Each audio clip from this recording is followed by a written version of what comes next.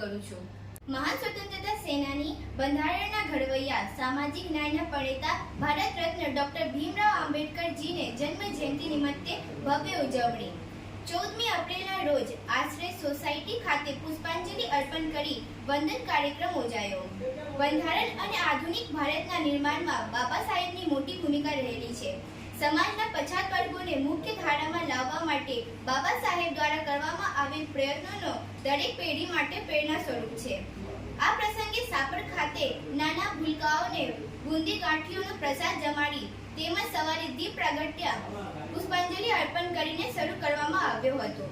બહેનો, માતાઓ તેમજ નાની દીકરીઓ દ્વારા ભવ્ય રાસ ગરબાનું આયોજન કરવામાં આવ્યું હતું। જય ભીમના નારા સાથે વાતાવરણ ભક્તિમય બની ગયું હતું। સૌ કોઈ સંગીતના ચાલે ગરબા તાલે રમતા જોવા મળ્યા હતા।